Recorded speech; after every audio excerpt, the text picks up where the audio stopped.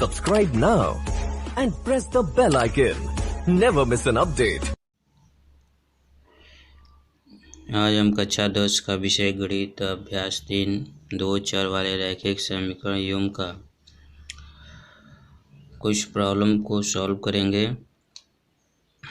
प्रतिस्थापन विधि के द्वारा।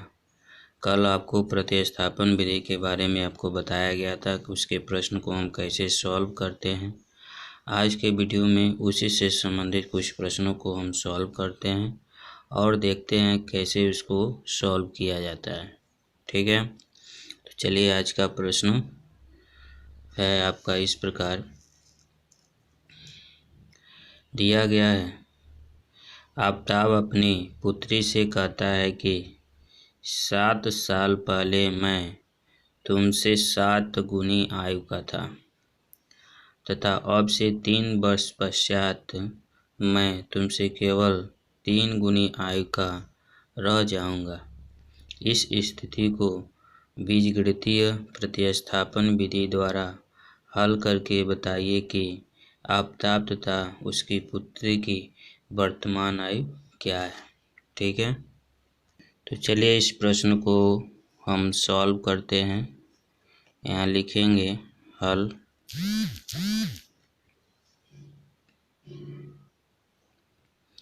माना वर्तमान में आफताब की आयु x वर्ष तथा पुत्री की आयु y वर्ष। ये आप मान लेंगे, ठीक है ना, कि यह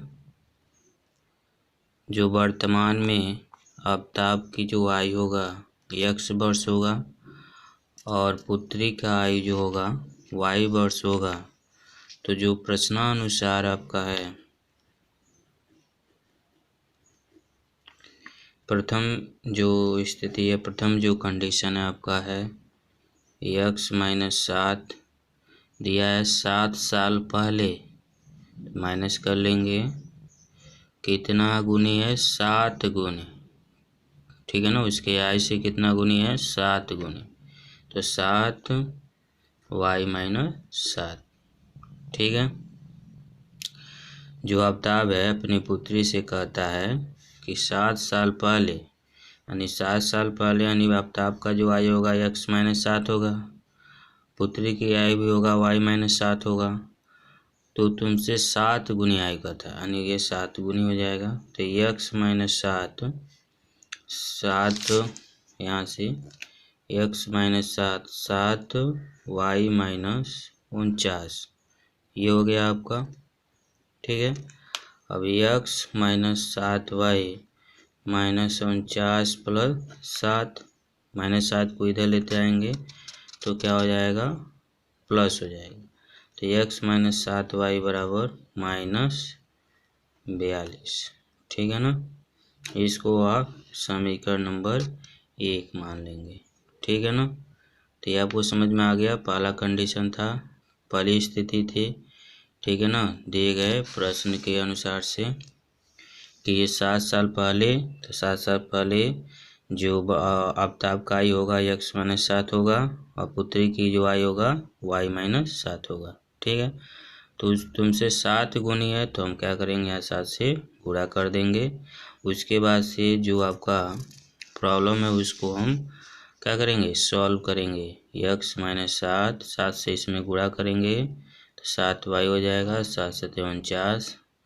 अब चर वाले राशि को एक साथ कर लेंगे, x माइनस 7y और इस जो अचर पद है उनको एक साथ कर लेंगे तो माइनस 49, ये इधर जाएगा तो प्लस 7 हो जाएगा, इसमें से घटा देंगे तो माइनस 42 हो जाएगा। यह समीकरण नंबर 1 हो जाएगा, यानी प्रथम स्थिति में आपको एक समीकरण मिल जाता है। ठीक है ना, यह आप यहाँ पे लिख सकते हैं केस फर्स्ट। ठीक है ना, अब इसके बाद से केस सेकेंड देखेंगे। ठीक है ना, सेकेंड में क्या होता है केस सेकंड में हम यहाँ से देखेंगे कि अब से 3 वर्ष पश्चात तुमसे केवल 3 गुनी आयु का रह जाऊंगा। ये सेकेंड केस आता है। तो 3 वर्ष पश्चात यानी 3 वर्ष बाद की बात कर रहा है, ठीक है ना। तो यहाँ पे हम क्या करेंगे, प्लस कर लेंगे, ठीक है। तो चलिए सेकेंड केस में हम क्या देखते हैं। यहाँ पे सेकेंड केस आपका है 3 वर्ष पश्चात के लिए पूछ रहा है। तो x + 3 और कितना गुने, 3 गुने। तो x यहाँ पर हो जाएगा y रहेगा +3, ठीक है ना। तो x + 3 इसका गुणा कर लेंगे 3y + 9। अब अचर वाले पद को एक साथ, चर वाले पद को एक साथ कर लेंगे। तो इसको इधर लेते आएंगे तो प्लस है, इधर आएगा तो माइनस हो जाएगा, और 9 माइनस ये इधर जाएगा तो माइनस हो जाएगा। तो x - 3y = 6 हो जाएगा। यह दूसरे केस में आपका दूसरा समीकरण मिल जाता है, ठीक है ना। अब ये 2 समीकरण जो मिले हैं, ठीक है ना, इन 2 समीकरण के द्वारा, ठीक है ना, हम प्रॉब्लम को सॉल्व करेंगे। वहाँ से आफ्ताब और उसकी पुत्री का आयु को ज्ञात करेंगे, ठीक है ना। तो हम प्रतिस्थापन विधि के द्वारा, प्रश्न में दिया गया है प्रतिस्थापन विधि के द्वारा समीकरण को हल करना। तो हम क्या करते हैं, समीकरण 2 से x = 6 + 3y, x का मान निकाल लेते हैं। और इस x के मान को हम समीकरण नंबर 1 में रख देते हैं। x का मान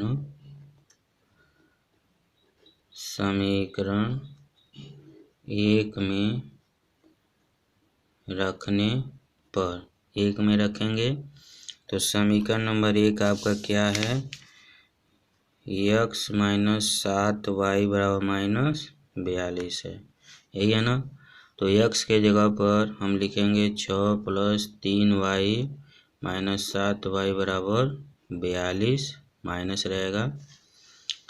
अब यहाँ से जो चर वाले और अचर वाले पद को एक साथ करना है, तो इसमें से हम घटा देंगे तो 4y बचेगा, -42 और -6 ये इधर आएगा तो माइनस का हो जाएगा, 6 हो जाएगा।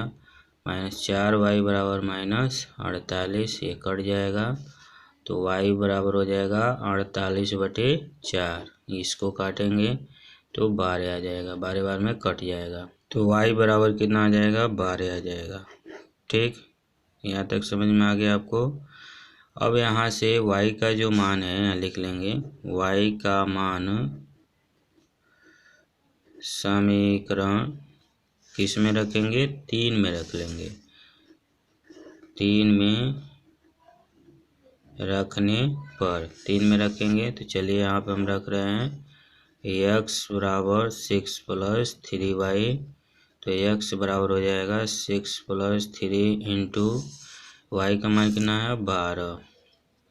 तो x बराबर 6, 12 × 36, x बराबर कितना आ जाएगा, 42। अतः यहाँ पे अब क्या लिखेंगे, आफ्ताब की वर्तमान आयु 42 वर्ष तथा यहाँ पे पुत्री की आयु 12 वर्ष। यह इसका आंसर हो जाएगा। तो पहले प्रश्न को आपने देखा किस प्रकार सॉल्व किया गया है। सबसे पहले तो वहाँ से 2 समीकरण बनाया गया। अब 2 समीकरण बनाने के बाद से उसको प्रतिस्थापन विधि के द्वारा हल किया गया और वहाँ से आपको आफ्ताब और उसकी पुत्री की आयु को हमने पता कर लिया, ठीक है। तो यह प्रश्न आपको समझ में आ गया। चलिए अब दूसरा प्रश्न को हम सॉल्व करते हैं और उसको आपको बताते हैं, ठीक है। प्रश्न दिया गया है कि 2 पेंसिल तथा 3 रबड़ का मूल्य 9 रुपया है। 4 पेंसिल तथा 6 रबड़ का मूल्य 18 रुपया है। तो प्रत्येक पेंसिल तथा प्रत्येक रबड़ का मूल्य ज्ञात करना है। तो यहाँ पे लिखेंगे हल में माना एक पेंसिल का मूल्य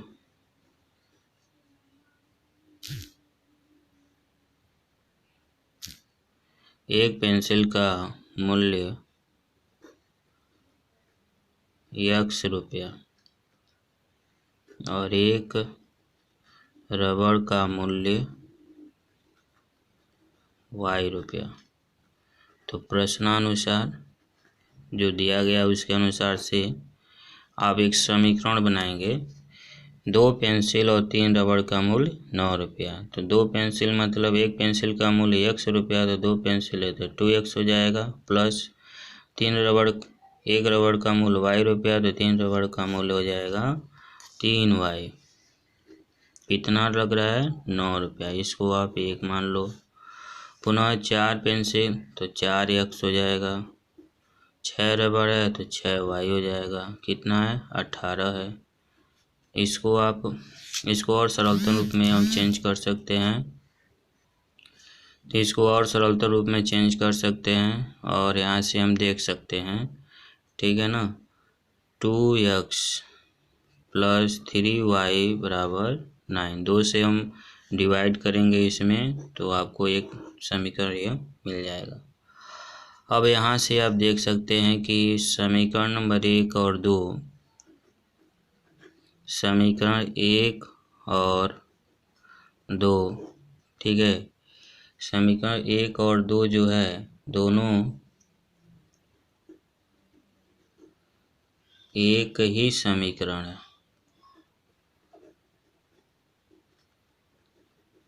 ठीक है ना। अतः यहाँ से कह सकते हैं, अतः यहाँ हम यह कह सकते हैं क्या कि इस समीकरण युग्म का कोई अद्वितीय हल नहीं है, ठीक है ना। अतः हम यह कह सकते हैं कि इस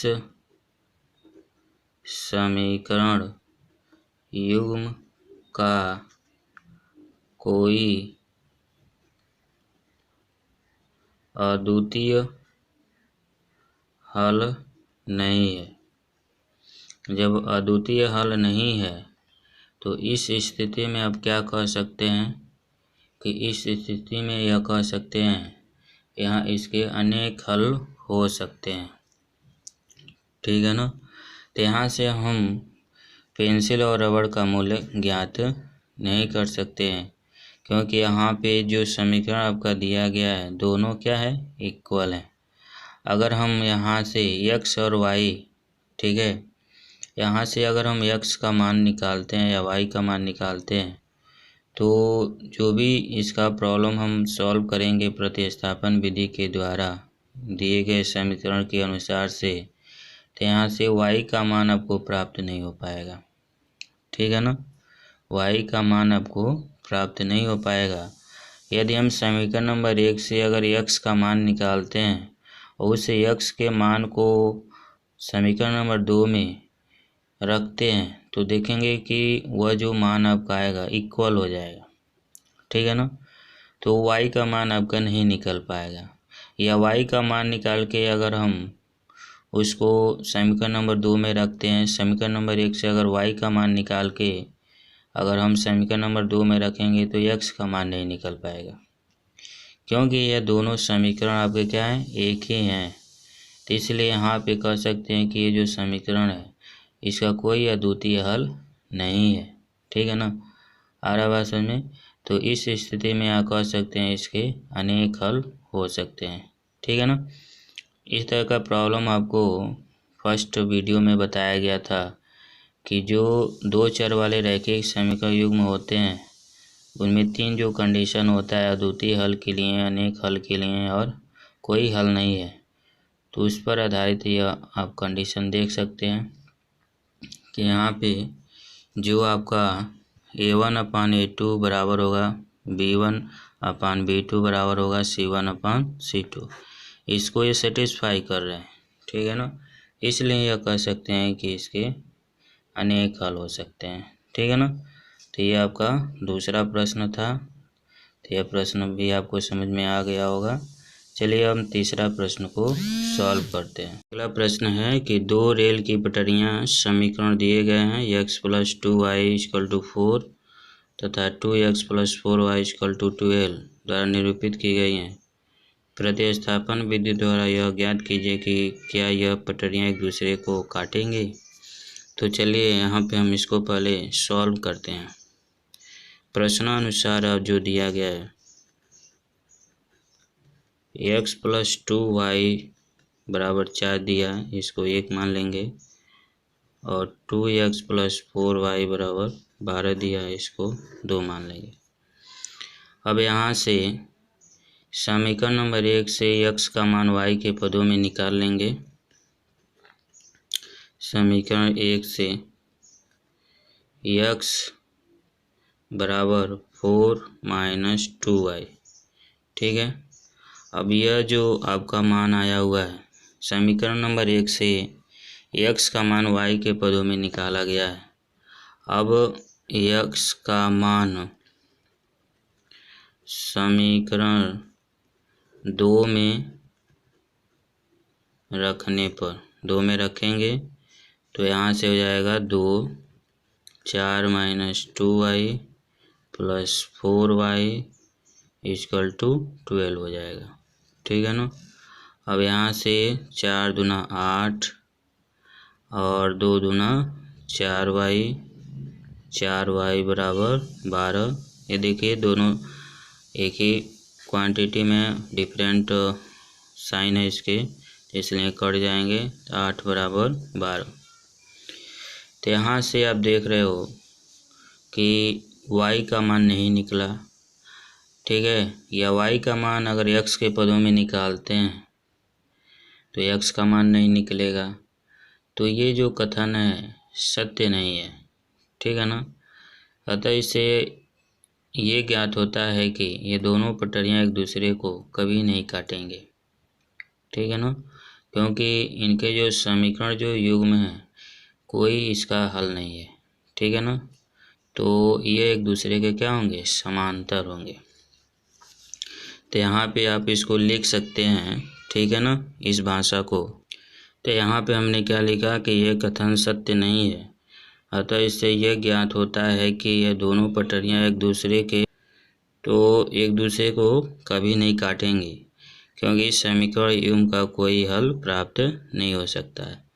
इसके पहले भाग में जो आपको बताया गया था, अब इसके जो समीकरण जो युग्म लिखा जा रहा है इसका हम व्यापक रूप लिख के उसको जब हम तुलना करेंगे, अगर इस कंडीशन पे A1/A2 B1/B2 ≠ C1/C2, अगर इसको ये सेटिस्फाई कर रहा है, ये जो समीकरण है, ये दो जो समीकरण मिले हैं, ये जो दो समीकरण इसको सेटिस्फाई कर रहे हैं, इसलिए ये जो दोनों समीकरण जो रेल पटरियां हैं एक दूसरे को कभी भी एक बिंदु पर नहीं काटेंगे, क्योंकि इस कंडीशन के अनुसार से ये क्या होते हैं, समांतर होते हैं, इसका कोई हल नहीं होता है, ठीक है ना। तो इस तरीके से ये आपको प्रश्न बताए गए। तो इसमें आपको यहाँ पे देखिए 8 = 12 आ रहा है, ठीक है ना। तो ये बराबर भी नहीं हो रहा है।